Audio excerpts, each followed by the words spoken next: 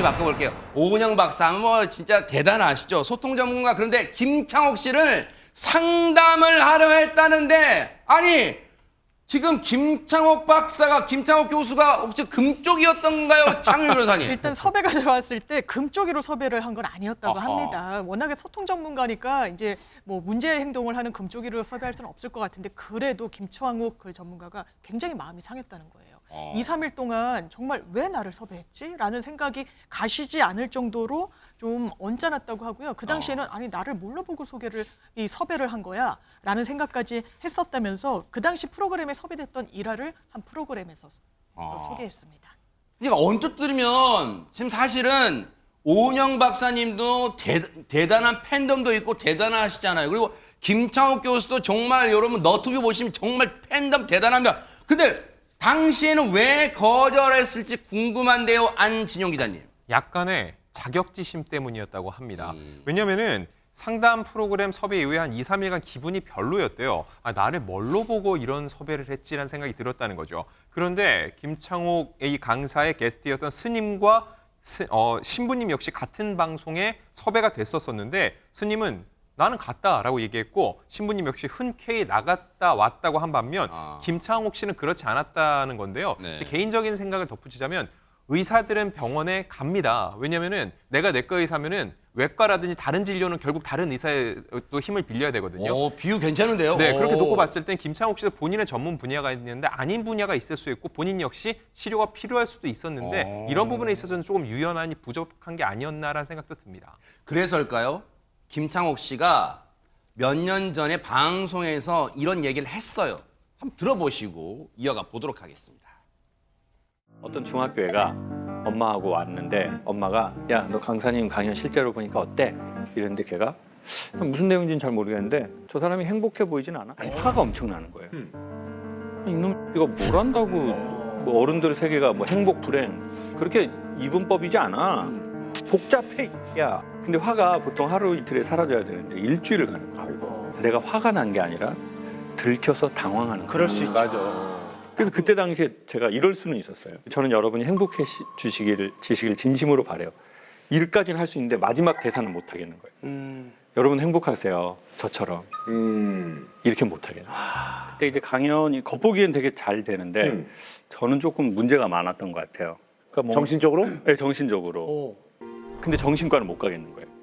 소통 강사 정신과 간다. 이게 너무 좀. 맞아. 그럼 저는 제 업에 대해서 치명타가 너무 될 수도 치명타라고 있죠. 생각을. 듣고 보니까 백성문 변호사님, 네.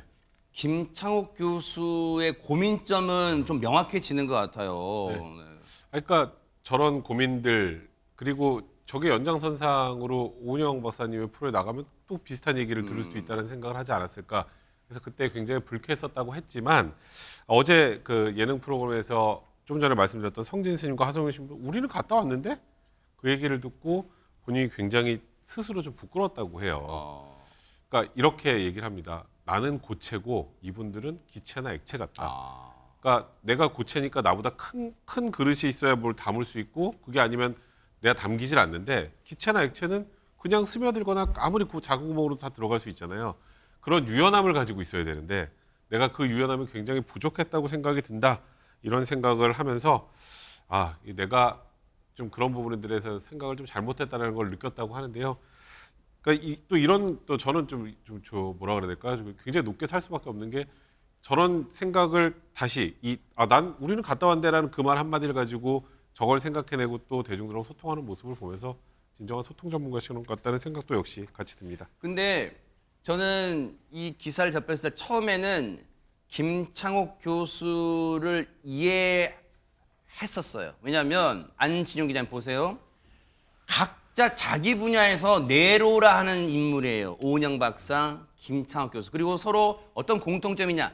남의 얘기를 들어주고 시원한 한방, 그 멋진 문구나 감동 주는 말로 막 눈물도 흐르게 하고 감동도 주고 해법도 주고 그런 분들이 양대 산맥까지는 모르겠지만 어쨌든 각자 자기 팬덤이 있어요. 그런데 어느 날 좀 나와주세요. 근데 평소에 알고 있는 그 프로그램은 금쪽이라 해가지고 막 문제 일으키는 뭐 아이들 좀 뭐 필요한 아이들 그 뭔가 관심이 필요한 아이들 상담해주는 프로그램인데 나와달라 했다는 거예요.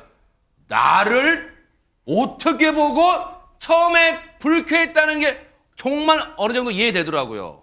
충분히 그럴 수 있죠. 근데 이게 비단 이런 분야뿐만 아니라 제가 하나 예를 들어 드릴게요. 주연 배우가 있는데 그 주연 배우는 항상 주인공만 하려고 합니다. 근데 어느 순간 그 주연 배우가 조연으로 내려와서 나오자마자 그 영화가 빵 터진 적이 있어요. 이건 배우 황정민 씨의 얘기입니다. 그래요? 황정민 씨는 대표적인 천만 배우인데 그분이 곡성이라는 영화에서는 조연으로 내려왔거든요. 영화의 절반밖에 출연을 안 합니다. 그런데 그 작품을 통해서 새로운 황정민을 봤다라는 반응이 막 쏟아져 나오는 거예요. 이게 결국 뭐냐면은 자기가 어떤 위치에 있을 때 보여주는 건 한계에 봉착할 수밖에 없는데 또 다른 영역으로 가면 또 다른 나의 모습을 보여줄 수 있다는 거죠. 김창옥 강사 역시 본인이 얘기를 말하는 화자로서 그 사람들의 얘기를 들을 때 본인이 해줄 수 있는 얘기가 있는 반면 본인이 청자로 갔을 때 해줄 수 있는 얘기가 있는데 아무래도 자존심 때문에 그 부분을 또 받아들이기 쉽지 않았을 텐데 오히려 대중들은 그렇게 자기를 내려놓고 권위를 내려놓는 모습에서 더욱더 큰 즐거움과 또 응원할 수 있는 그런 지점도 있다고 저는 생각이 듭니다. 네.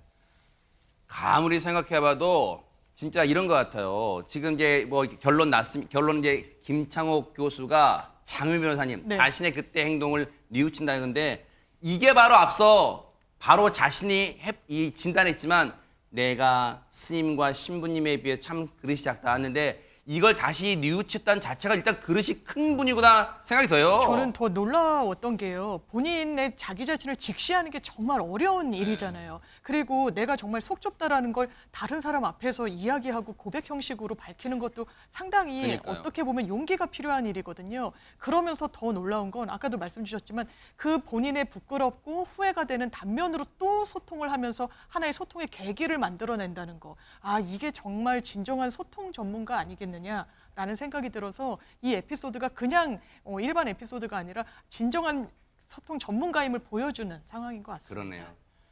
교만함을 버리고 낮은 자세로 살아가는 게 뭔지를 김창옥 교수가 그대로 보여준 것 같습니다.